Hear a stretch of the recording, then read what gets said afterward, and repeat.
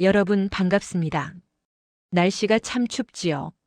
겨울 바람이 창문을 두드리는 이런 날엔 따뜻한 아랫목에서 차 한 잔 마시며 이런저런 생각이 많아지곤 합니다. 특히나 명절이 다가오고 있거나 자식들 소식이 조금 뜸해질 때면 우리 마음 한구석에 찬바람이 쌩하고 불기도 합니다. 분명히 내 배 아파 낳은 내 자식인데 어느 순간부터 남보다 못한 사이처럼 어색해지기도 하고 말 한마디 나누기가 조심스러워질 때가 있으실 겁니다. 내가 어떻게 너를 키웠는데? 하는 서운함이 목 끝까지 차오르기도 하지요. 하지만 오늘 이 영상 끝까지 보시면 평생 공들인 자식 농사 망치지 않고 자녀에게 존경받으며 평온한 노후를 보내는 확실한 방법 3가지를 알게 되실 겁니다. 오늘 내용은 정말 돈으로도 살 수 없는 소중한 인생 지혜이니 끝까지 집중해서 들어보시기 바랍니다. 첫 번째로 우리가 가장 조심해야 할 것은 도움이라는 이름으로 포장된 조언입니다. 우리는 자식보다 수십 년을 더 살았고 그만큼 세상 물정에도 밝다고 자부합니다. 그래서 자식이 힘들어 보이거나 고민할 때 그건 그렇게 하면 안 된다. 내 말대로 해라라며 정답을 내려주려 합니다. 제 주변의 지인 이야기를 들려드리겠습니다. 그분은 아들 집의 가구 위치 하나까지 일일이 참견하셨지요. 이건 풍수에 안 좋다, 이건 여기에 둬라, 그것이 사랑이고 도움이라고 믿으셨습니다. 하지만 결과는 어땠을까요? 아들 내외는 점점 연락을 피하게 됐고 결국 명절에도 얼굴만 잠깐 비추는 사이가 되고 말았습니다. 우리는 기억해야 합니다. 성인이 된 자녀는 자신만의 세상을 만들어가는 독립된 인격체라는 사실을요. 자식이 먼저 묻기 전엔 입을 닫는 연습이 가장 필요합니다. 비록 자식의 선택이 조금 부족해 보여도 그 시행착오까지도 자식의 몫임을 인정해 주어야 합니다. 그저 묵묵히 지켜보며 너는 잘해낼 거다, 힘들면 언제든 와라. 이런 믿음의 한마디가 10마디 잔소리보다 100배, 1000배 힘이 됩니다. 두 번째 이야기는 우리 마음속에 있는 기대에 관한 겁니다. 내가 이만큼 해줬으니 너도 이 정도는 해야지 하는 보상 심리가 관계를 망치는 가장 큰 독입니다. 우리는 자식을 위해 평생을 바쳤습니다. 먹고 싶은 것 안 먹고 입고 싶은 것 안 입고 오직 자식 잘 되기만을 바라며 살았지요. 그런데 막상 자식들이 제 가정을 꾸리고 나면 부모인 우리보다 자신의 배우자나 아이를 먼저 챙기는 모습에 가슴이 시리기도 합니다. 제 친구 이야기를 해볼까요?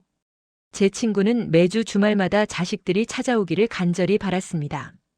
만약 자식이 일이 있어 못 온다고 하면 너희는 부모도 없냐며 화를 내고 서운함을 마구 쏟아냈습니다. 하지만 그럴수록 자식들은 부모를 만나는 게 즐거움이 아니라 숙제처럼 느껴지게 됐죠. 서운함은 한번 마음의 자리를 잡으면 점점 커져서 결국 원망으로 바뀝니다. 자식에게 쏟았던 사랑은 그냥 준 것으로 끝내야 합니다. 내가 준 것이니 돌려받지 않아도 된다라고 마음을 비우는 순간 오히려 자식이 먼저 다가오는 기적이 일어납니다. 효도는 자식이 스스로 우러나서 하는 것이지 부모가 강요해서 받아내는 것이 아님을 우리는 꼭 알아야 합니다. 마지막 3번째는 가장 중요한 핵심입니다. 자식에게 매달리지 말고 나 자신을 먼저 사랑하고 가꾸는 겁니다. 자식은 부모의 뒷모습을 보고 자란다고 하지요. 노년이 되어서도 마찬가지입니다. 부모가 자기 삶 없이 오직 자식 연락만 기다리며 사신다면 자식들은 부모를 존경하기보다는 부담스럽게 느낍니다. 반대로 내 건강을 챙기고 내가 좋아하는 취미를 즐기며 당당하고 활기차게 살아가는 부모의 모습은 그 자체로 자식에게 큰 귀감이 됩니다. 우리 어머니는 요즘 배우는 게 많으셔서 바쁘시네. 우리 아버지는 친구분들과 참 즐겁게 지내시네 하는 생각이 들게 해야 합니다. 자식에게 전화를 먼저 걸어 하소연하기보다 자식이 궁금해서 전화하게 만드십시오. 나의 외모를 가꾸고 책을 읽고 운동을 하며 어제보다 나은 오늘의 나를 만드는 일에 시간을 쓰셔야 합니다. 품격 있는 노년은 자식이 만들어주는 게 아니라 내가 스스로 쌓아 올리는 성곽과 같습니다. 여러분이 행복해야 자식들도 마음 편히 자기 삶을 살 수 있고 그 평화로운 환경에서 진정한 효심이 싹 텄니다. 자, 오늘 내용을 다시 한번 정리해 볼까요? 첫째, 자식의 삶의 조언이라는 이름으로 간섭하지 마십시오. 믿어주는 것이 최고의 조언입니다. 둘째, 내가 준 사랑에 대해 보상을 바라지 마십시오. 기대를 버려야 서운함이 사라집니다.